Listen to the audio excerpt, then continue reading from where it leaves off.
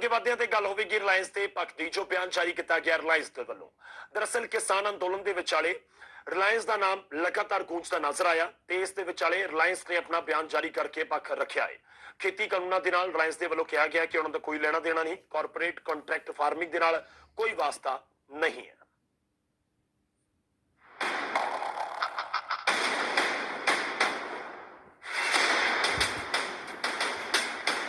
देश ਦੇ ਵਿੱਚ ਇੱਕ ਪਾਸੇ ਕਿਸਾਨ ਅੰਦੋਲਨ ਚੱਲ ਰਿਹਾ ਹੈ ਤਾਂ ਦੂਜੇ ਪਾਸੇ ਕੁਝ ਥਾਵਾਂ ਤੇ ਕਾਰਪੋਰੇਟ ਘਰਾਣਿਆਂ ਦੀ ਸੰਪत्ति ਨੂੰ ਨੁਕਸਾਨ ਪਹੁੰਚਾਇਆ ਜਾ ਰਿਹਾ ਹੈ। ਦੇਸ਼ ਦੀ ਸਭ ਤੋਂ ਵੱਡੀ company Reliance Punjab Haryana high court ਵਿੱਚ ਪਹੁੰਚ ਗਈ ਹੈ। ਕੰਪਨੀ ਨੇ ਪੰਜਾਬ ਅੰਦਰ ਆਪਣੇ ਮੋਬਾਈਲ ਟਾਵਰਾਂ ਤੇ ਹੋਰ ਵਪਾਰਿਕ ਅਦਾਰਿਆਂ ਦੇ ਹੋਏ ਨੁਕਸਾਨ ਖਿਲਾਫ ਅਦਾਲਤ ਦਾ ਬੂਹਾ ਖੜਕਾਇਆ ਹੈ। ਕੰਪਨੀ ਨੇ ਆਪਣੀ ਪਟੀਸ਼ਨ ਦੇ ਵਿੱਚ ਕਿਹਾ ਕਿ ਕਿਸਾਨਾਂ ਦੇ ਨਾਂ ਤੇ ਕੁਝ ਵਪਾਰਿਕ ਮੁਕਾਬਲੇਬਾਜ਼ ਉਹਨਾਂ ਦੀ ਸੰਪत्ति ਦੀ ਭੰਨਤੋੜ ਕਰ ਰਹੇ ਨੇ। ਰਿਲਾਇੰਸ ਦੇ ਅਕਸ ਨੂੰ ਖਰਾਬ ਕਰਨ ਦੀ ਕੋਸ਼ਿਸ਼ ਕੀਤੀ ਜਾ ਰਹੀ ਹੈ। ਅਜਿਹੇ ਦੇ ਵਿੱਚ ਕੰਪਨੀ ਨੇ ਅਦਾਲਤ ਦੇ ਜ਼ਰੀਏ ਮੰਗ ਕੀਤੀ ਹੈ ਕਿ ਉਸ ਦੀ ਸੰਪत्ति ਤੇ ਮੁਲਾਜ਼ਮਾਂ ਦੀ ਸੁਰੱਖਿਆ ਯਕੀਨੀ ਬਣਾਈ ਜਾਵੇ। ਕੰਪਨੀ ਨੇ ਕਿਸਾਨੀ ਮੁੱਦੇ ਤੇ ਵੀ ਖੁੱਲ੍ਹ ਕੇ ਆਪਣੇ ਵਿਚਾਰ ਪ੍ਰਗਟ ਕੀਤੇ ਨੇ। ਕੰਪਨੀ ਨੇ ਜਾਰੀ ਬਿਆਨ ਦੇ ਵਿੱਚ ਕਿਹਾ ਕਿ ਕਾਰਪੋਰੇਟ ਕੰਟਰੈਕਟ ਫਾਰਮਿੰਗ ਦੇ ਨਾਲ ਰਿਲਾਇੰਸ ਦਾ ਕੋਈ ਲੈਣਾ ਦੇਣਾ ਨਹੀਂ ਹੈ। ਕਾਰਪੋਰੇਟ ਖੇਤੀ ਦੇ ਵਿੱਚ ਐਂਟਰ ਹੋਣ ਦੀ ਕੰਪਨੀ ਦੀ ਕੋਈ ਯੋਜਨਾ ਵੀ ਨਹੀਂ ਹੈ ਤੇ ਨਾ ਹੀ ਕੰਪਨੀ ਨੇ ਪਹਿਲਾਂ ਅਜਿਹਾ ਕੁਝ ਕੀਤਾ ਹੈ। ਕੰਟਰੈਕਟ ਫਾਰਮਿੰਗ ਦੇ ਲਈ ਕੰਪਨੀ ਨੇ ਕੋਈ ਜ਼ਮੀਨ ਨਹੀਂ ਖਰੀਦੀ ਤੇ ਨਾ ਹੀ ਖੇਤੀ ਵਾਲੀ ਜ਼ਮੀਨ ਨੂੰ ਖਰੀਦਾਂਗੇ। ਰਿਲਾਇੰਸ ਕਿਸਾਨਾਂ ਤੋਂ ਸਿੱਧਾ ਅਨਾਜ ਕਦੀ ਨਹੀਂ ਖਰੀਦਦੀ। ਕੰਪਨੀ ਨੇ ਇਹ ਵੀ ਸਪਸ਼ਟ ਕੀਤਾ ਕਿ ਉਸਨੇ ਕਦੇ ਵੀ ਘੱਟ ਕੀਮਤ ਵਾਲੇ ਲੰਬੇ ਸਮੇਂ ਵਾਲੇ ਕੰਟਰੈਕਟ ਨਹੀਂ ਕੀਤੇ। ਕੰਪਨੀ ਨੇ ਇਹ ਵੀ ਕਿਹਾ ਕਿ ਸਪਲਾਇਰ ਕਿਸਾਨਾਂ ਤੋਂ MSP ਤੇ ਹੀ ਖਰੀਦ ਕਰਨ। ਕੰਪਨੀ ਨੇ ਆਪਣੇ ਬਿਆਨ ਦੇ ਵਿੱਚ ਇਹ ਵੀ ਦੁਹਰਾਇਆ ਕਿ ਉਹ ਪੂਰੀ ਤਰ੍ਹਾਂ ਦੇਸ਼ ਦੇ ਕਿਸਾਨਾਂ ਦੇ ਨਾਲ ਨੇ ਤੇ ਕਿਸਾਨਾਂ ਦੀ ਮਜ਼ਬੂਤੀ ਅਤੇ ਖੁਸ਼ਹਾਲੀ ਦੇ ਲਈ ਵਚਨਬੱਧ ਨੇ। Bureau report, news 18 Punjab. ਉਧਰ ਰਿਲਾਇੰਸ ਦੇ ਵੱਲੋਂ ਸੰਪत्ति ਦੀ ਭੰਨਤੋੜ ਦੇ ਖਿਲਾਫ ਹਾਈ ਕੋਰਟ ਜਾਣ ਦੇ ਉੱਤੇ ਸਿਆਸਤ ਵੀ ਬਖਸ਼ੀ ਹੋਈ ਹੈ। ਬੀਜੇਪੀ ਕਾਂਗਰਸ ਨੂੰ ਨਸੀਹਤ ਦੇ ਰਹੀ ਹੈ, ਜਦਕਿ ਕਾਂਗਰਸ ਬੀਜੇਪੀ ਨੂੰ ਜ਼ਿੰਮੇਵਾਰੀ ਨਾਲ ਸਮਝਣ ਦੀ ਸਲਾਹ ਦੇ ਰਹੀ ਹੈ।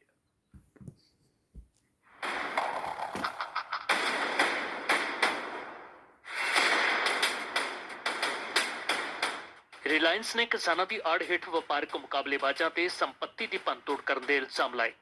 ਹਾਈ ਕੋਰਟ ਦਾ ਰੁਖ ਕੀਤਾ। ਰਿਲਾਇੰਸ ਕੰਪਨੀ ਹਾਈ ਕੋਰਟ ਪਹੁੰਚੀ ਤਾਂ ਪੰਜਾਬ ਤੋਂ ਲੈ ਕੇ ਗੁਆਂਢੀ ਸੂਬਿਆਂ ਤੱਕ ਸਿਆਸਤ ਪੱਕ ਗਈ। ਪੰਜਾਬ ਬੀਜੇਪੀ ਨੇ ਕਿਹਾ ਕਿ ਜਿਸ ਤਰ੍ਹਾਂ ਕਿਸਾਨਾਂ ਦੀ ਆੜ ਦੇ ਹੇਠ ਸ਼ਰਾਰਤੀ ਅਨਸਰ ਕਾਰਪੋਰੇਟ ਘਰਾਣਿਆਂ ਦੀ ਸੰਪत्ति ਨੂੰ ਟਾਰਗੇਟ ਕਰ ਰਹੇ ਨੇ, ਉਸ ਨਾਲ ਉਦਯੋਗਪਤੀ ਪੰਜਾਬ ਤੋਂ ਕਿਨਾਰਾ ਕਰ ਲੈਣਗੇ ਅਤੇ ਪੰਜਾਬ ਨੂੰ ਆਰਥਿਕ ਤੌਰ ਤੇ ਇਸ ਦਾ ਖਮਿਆਜ਼ਾ ਭੁਗਤਣਾ ਪਵੇਗਾ। रिलायंस कोई बाहर से नहीं है। रिलायंस का आप इतिहास तो देखो, वो कोई ठगी पंजी नहीं है। कहाँ से चले थे, कहाँ थे वो पहले, उनके फादर कहाँ थे, क्या काम करते थे।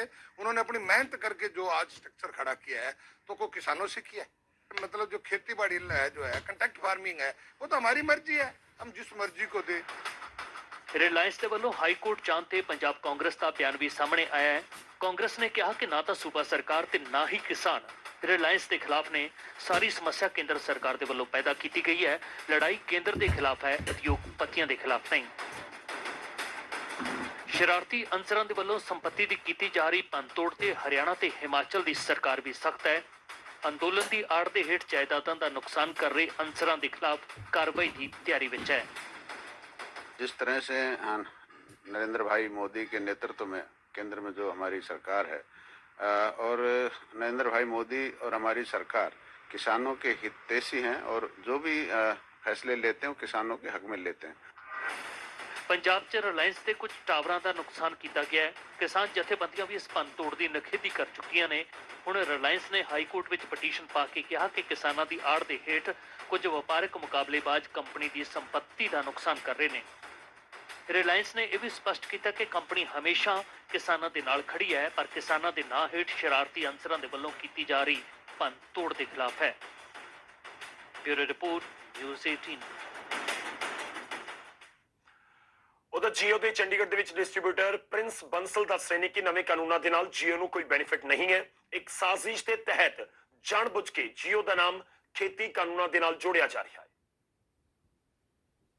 ये रहा है कि डायरेक्ट वो एग्रीकल्चर में इन्वेस्टमेंट करेंगे, कॉन्ट्रैक्चुअल फार्मिंग करेंगे, वो उसमें कोई भी ना कभी सोचा है और ना कभी आगे करने का फ्यूचर प्लान है। तो ये चीज क्लियर करने के लिए बताई गई है। फिर हाँ, हरियाणा के पैन इंडिया लेवल के ऊपर साफ इन्होंने हमारे जो बोल दिया गया है कि ना हमारा कोई विचार है, ना हमने किया है और ना हम कभी आगे करेंगे। ये क्लियर है, इसमें कोई वो नहीं है, दो राय नहीं है। ਹੁਣ ਅੱਗੇ ਵਧਦੇ ਹਾਂ ਅਗਲੀ ਵੱਡੀ ਖਬਰ ਦਾ ਰੁਖ ਕਰਦੇ ਹਾਂ। ਬੇਅਦਬੀ